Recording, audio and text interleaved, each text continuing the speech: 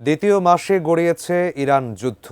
তেহরানের জোরালো প্রতিরোধের মুখে রীতিমতো হিমশিম খাচ্ছে দখলদার ইসরায়েল এবং মার্কিন বাহিনী।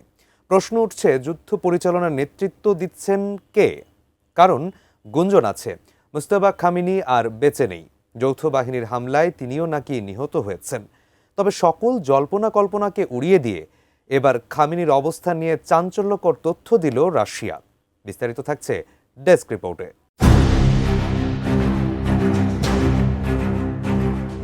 ২৮ ফেব্রুয়ারি ইরান যুদ্ধ শুরুর প্রথম দিনই যুক্তরাষ্ট্র ও ইসরায়েলের যৌথ হামলায় নিহত হন দেশটির সর্বোচ্চ নেতা আয়াতুল্লাহ আলী খামেনি সহ বেশ কিছু শীর্ষ নেতা। এর পরপরই শীর্ষ পদে স্থলাভিষিক্ত হন ছেলে মুজতবা খামেনি। তারই নেতৃত্বে যুক্তরাষ্ট্র ও ইসরায়েলের আগ্রাসনের বিরুদ্ধে পূর্ণ শক্তি নিয়ে শক্ত প্রতিরোধ করে যাচ্ছে তেহরান। কিন্তু মুজতবা খামেনি বেঁচে আছেন কিনা বা বেঁচে থাকলেও কোথায় আছেন, এই নিয়ে রয়েছে নানা গুঞ্জন। কারণ এখন পর্যন্ত প্রকাশ্যে না এসে শুধু বিবৃতি দেওয়ার মধ্যেই নিজেকে সীমাবদ্ধ রেখেছেন তিনি। এমন পরিস্থিতিতে এবার মুজতবা খামেনির অবস্থান নিয়ে গুরুত্বপূর্ণ তথ্য দিল রাশিয়া। নোভা এলইডি টিভি, ঝকঝকে ছবি, নিখুঁত শব্দ, 5 বছরের ওয়ারেন্টি। নোভা মানি সঠিক মান, নিশ্চিত সেবা। আর টিভিআই মিডিয়াকে দেয়া এক সাক্ষাৎকারে ইরানে নিযুক্ত রাশিয়ার রাষ্ট্রদূত অ্যালেক্সাই দেদভ বলেন, সুপ্রিম লিডার মুজতবা খামেনি ইরানেই আছেন, কিন্তু তিনি জনসমক্ষে আসা এড়িয়ে চলছেন।